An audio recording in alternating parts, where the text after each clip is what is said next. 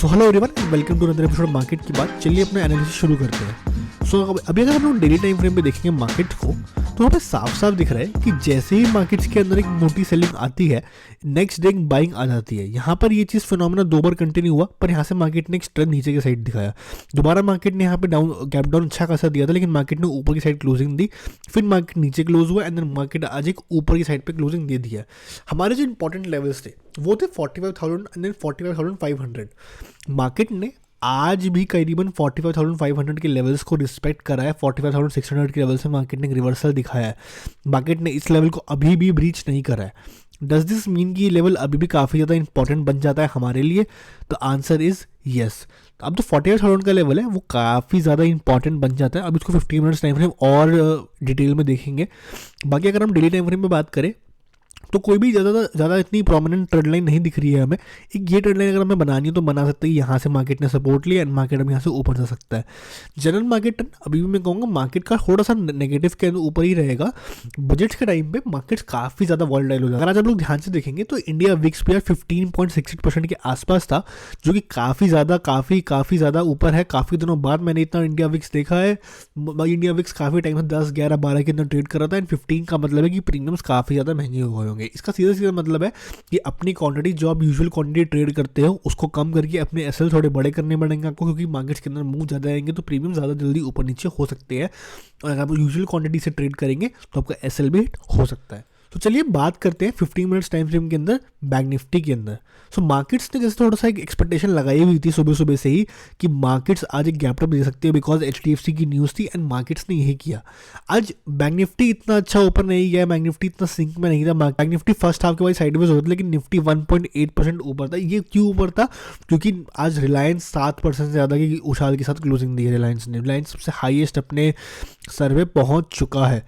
सो अगर हम लोग बैंक निफ्टी के अंदर बात करें तो हम जो बात कर रहे थे कि बैंक निफ्टी के पास एक इंपॉर्टेंट जोन है 45,500 600 का जो जोन है, मार्केट यहीं से रिवर्सल ले सकता है। मार्केट्स ने यहाँ से पर पहले भी रिवर्सल लेने की कोशिश करी थी 45,000। ये 200 पॉइंट की जोन बना हुआ है 400 से लेकर 600 का। मार्केट इसको 2 बार एटलीस्ट रिस्पेक्ट कर चुका है। मार्केट ने इसको यहाँ भी रिस्पेक्ट किया, मार्केट ने इसको यहाँ भी रिस्पेक्ट किया एंड करीबन अगर हम ध्यान से देखेंगे तो यहीं से करीबन एक ब्रेकडाउन की शुरुआत हुई थी। बहुत अच्छा ब्रेकडाउन यहाँ पे हमें मिला था। तो हमें साफ साफ यहाँ पे दिख रहा है कि ये एक स्ट्रॉन्ग रेजिस्टेंस एरिया है। ठीक है, ये स्ट्रॉन्ग रेजिस्टेंस एरिया, लेकिन मार्केट इसको एटलीस्ट 2 बारी तो बहुत प्रॉपरली टेस्ट कर चुका है। तो ये जो जोन है, मार्केट हो सकता है कि मार्केट ने इस जोन के अंदर ही क्लोजिंग दी है, तो हो सकता है कि मार्केट इसको आने वाले 1 या 2 दिनों के अंदर तोड़ दे। ठीक है, आज सेकंड हाफ में मार्केट कंप्लीटली साइडवेज था, जिसका मतलब है कि कल एक एक्सपेक्टेशन लगाई जा सकती है ट्रेड्स के लिए, कल एक एक्सपेक्टेशन लगाई जा सकती है ट्रेंड के लिए। अगर हम ध्यान से देखेंगे मार्केट के अंदर पूरे दिन के अंदर क्या क्या मूव आए, तो यहाँ पर एसएल हिट होने की कोशिश करी गई, यहाँ पर कोशिश करी गई एंड यहाँ पर तो बहुत बड़ी कोशिश हुई एसएल हिट करने की। अब हम इसका कुछ कर नहीं सकते हैं, बट हाँ हमें अपनी स्टॉप लॉसेस टाइट रखनी चाहिए इन चीज़ों के लिए। मैं कहूँगा अरे कई बार हो सकता है यार हमारे जो टारगेट्स हैं वो मिस हो जाए, या फिर हम एक ट्रेलिंग एसएल पर निकल जाए और मार्केट उसके बाद बहुत ऊपर चली जाए। देखो, बुरा मानने वाली बात नहीं होती है, it happens, but it's just a part of the game you are playing. Initially profitability ज़्यादा ध्यान देना चाहिए, कुछ ना कुछ पॉइंट्स तो एटलीस्ट घर लेके आने ही चाहिए। वंस आप लोग थोड़े से सीजन ट्रेडर हो जाते हैं, वंस आपके प्रॉफिट की थोड़ी बैकिंग हो जाती है, उसके बाद आप थोड़ा लंबा जा सकते हैं, लंबा होल्ड कर सकते हैं। जो नीचे का मूव आया था इसको बचा सकते हैं अपने एसएल्स को काटने से, या एसएल्स को अपने कॉस्ट टू कॉस्ट ट्रेड कर सकते हैं। दैट्स अप टू यू, सबका अपना ट्रेडिंग स्टाइल होता है। ठीक है, ये एक जनरल पीस ऑफ एडवाइस थी आपके लिए। सो अगर हम लोग बात करें कल मार्केट के अंदर क्या हो सकता है, अब सीधा मार्केट के अंदर दिख रहा है कि अगर मार्केट 45,600 के ऊपर से खुलती है तो मार्केट एक अच्छा मूव दे सकती है। मार्केट इसको ऊपर खोलने के बाद यहाँ पे सस्टेन करने के बाद अच्छा मूव दे सकती है। मार्केट यहाँ ऊपर गैप अप खोलने के बाद अगर एक अच्छा मूव ऊपर की साइड देती है तो मेरा फर्स्ट इमीडिएट टारगेट 46,000 जो हम यूजुअली लगा के चलते हैं, क्योंकि ये साइकोलॉजिकल लेवल है। एंड देन 46,100 बिकॉज यहाँ पे अगर हम देखेंगे डोजी कैंडल बनी थी एंड देन यहाँ से एक अच्छा खासा ब्रेकडाउन आया था। ये जोन था अच्छा ब्रेकडाउन का, लेकिन यहाँ से भी एक अच्छा ब्रेकडाउन। डोजी कैंडल्स को मैं काफ़ी इंपॉर्टेंस देता हूँ अपने सेटअप्स के अंदर। देखो बिकॉज मेरे को लगता है कि वहाँ पर बायर और सेलर लड़ते हैं कि कौन मार्केट को कहाँ लेके जाएगा। वहाँ से एक अच्छा खासा फॉल सेलर्स ने यहाँ से दिखाया, तो वहाँ पे एक अच्छी खासी रेजिस्टेंस फॉर्म हो सकती है। तो 46,000 पहला टारगेट रहेगा, दूसरा टारगेट रहेगा हमारा 46,100, 200, 300। मार्केट के अंदर 100-150 पॉइंट्स की कैंडल बनती जा रही है, देन ऊपर नीचे होता है। तो अपने एसएल्स टाइट रखने का फायदा है, पॉइंट्स बुक करने का फायदा, जितने पॉइंट्स हम बुक कर सकते हैं उतना अच्छा हमारे लिए होगा। ठीक है, अब अगर मार्केट साइडवेज खुल जाता है, अगर मार्केट साइडवेज रहता है तो मार्केट एक बहुत अच्छे खासे नो ट्रेड जोन पर है। मार्केट 45,442 पे क्लोज हुआ है और मार्केट ने इस लेवल को आज रिस्पेक्ट किया है एंड यहाँ से ऊपर की साइड पे क्लोजिंग देखिए मार्केट ने कभी भी इस लेवल को एक बार ही दिखाया।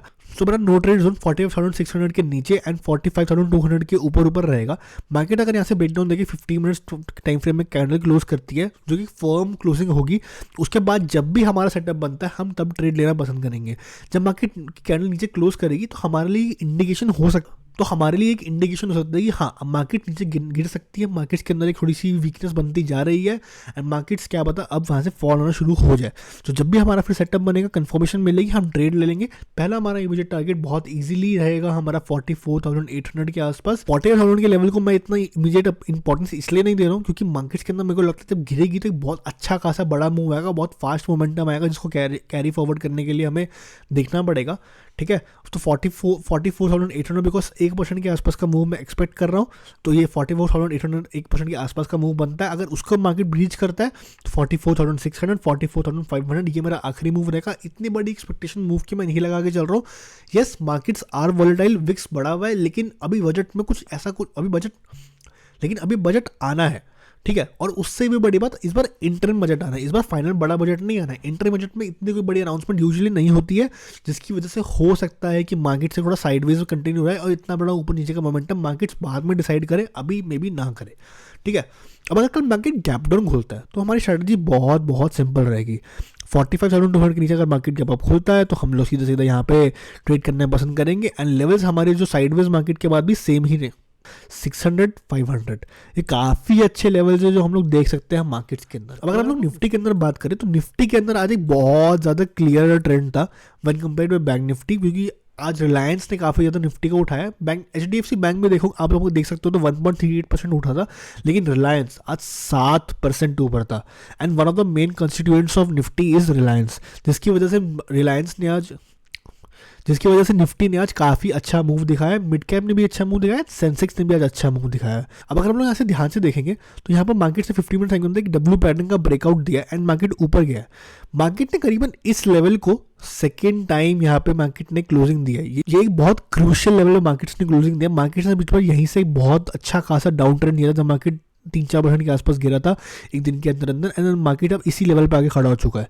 अब मार्केट्स के पास यहाँ पर बहुत सारे एसेट्स अवेलेबल होंगे जो जब कटेंगे तो एक बहुत अच्छा खासा मूव हम लोग एक्सपेक्ट कर सकते हैं। लेकिन मैं कैसे ट्रेड करना चाहूँगा, मैं तभी निफ्टी 50 के अंदर एक वर्चुअल ट्रेड लेने में पॉसिबिलिटी या मतलब रखूंगा जब ये 21,800 के ऊपर क्लोजिंग देती है। मार्केट्स बहुत ज़्यादा वॉलेटाइल, आई नो 60-70 पॉइंट्स का मूव, आई नो या 60-70 पॉइंट्स का मूव इजीली मिस हो सकता है, लेकिन आई am completely fine with it. मैं 21,800 के ऊपर ही अपनी जब क्लोजिंग आएगी 15 मिनट्स टाइम फ्रेम के बाद तभी ऊपर साइड ट्रेड लेने में इंटरेस्टेड रहूंगा, क्योंकि जब मेरे को लगेगा कि हाँ भाई एसएल्स कटते जा रहे हैं एंड मार्केट्स में एक अच्छा मोमेंटम आ सकता है 22,000 तक के इंपॉर्टेंट साइकोलॉजिकल लेवल्स तक। अगर कल यहाँ से मार्केट गैप अप खुल जाता है तो मैं 10 बजे तक का वेट करूंगा। जैसे मेरे को ट्रेंड क्लियर होगा उसके बाद जब मेरा सेटअप बनेगा, सेटअप बनना सबसे ज़्यादा इंपॉर्टेंट है। चाहे सेटअप फिर एसएल ला देते कोई बात नहीं, लेकिन अगर हम इस लेवल के ऊपर ज़्यादा ट्रेड ले लेंगे तो that doesn't make sense to me, because मैं समझता हूँ कि अगर मेरा सेटअप मेरे को एसएल दे रहा है तो I am completely fine with it, because I had something to trust. अगर तुम भी अपना ट्रेड ले रहे हो, तुम्हारा जो भी सेटअप बनता है, breakout setup, trend line setup, what ever setup, Bollinger band, Fibonacci, कुछ भी बनता है आपका, सेटअप लेने के बाद ही ट्रेड करने में इंटरेस्टेड रहिए। ठीक है, अगर कल मार्केट साइडवेज खुलता है तो मैं वेट करूंगा। ये जो अभी जो जोन बन गया हमारे 21,800 तक का, ये काफ़ी ज़्यादा इंपॉर्टेंट जोन बन गया है। 21,700 21,800 का काफ़ी इंपॉर्टेंट जोन बन गया है। मार्केट अगर साइडवेज खुलता है, फर्स्ट हाफ में मार्केट साइडवेज है तो आज बहुत बड़ा मोमेंटम ऑलरेडी निफ्टी दे चुका है।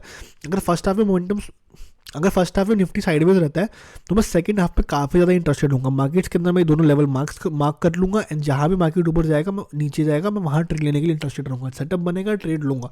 लेकिन कल मार्केट गैप डाउन खुल जाता है, अगर मार्केट कल 21,700 के नीचे गैप डाउन खुलता है तो ये जो अपना एक इंपॉर्टेंट एरिया बन रहा है 21,690 के आसपास का, इसको ब्रीच होने के बाद दोबारा से मैं सेम चीज़ बोलूँगा, सेटअप का वेट करूँगा। सब सेटअप बनेगा तो I will be taking a virtual trade जो मैं ले रहा हूँगा 21,600 तक के पहले लेवल्स एंड 21,500 तक के दूसरे लेवल्स। तो this was it for today's video. I hope you like this video and if you don't forget like share subscribe. Thank you very much for watching this video. BLS international IPO limited की video भी आने वाली है channel के ऊपर। I know पहला दिन आज निकल गया, पर कल दूसरे दिन और तीसरे दिन के लिए आपको बहुत हेल्पफुल हो सकती है। साथ ही साथ आप अपना इंस्टाग्राम में शुरू करें जिस पे हम लोग स्टॉक मार्केट कंटेंट डालेंगे। So please do follow us on that. Thank you very much for watching this video. I will catch you in the next one. Thank you.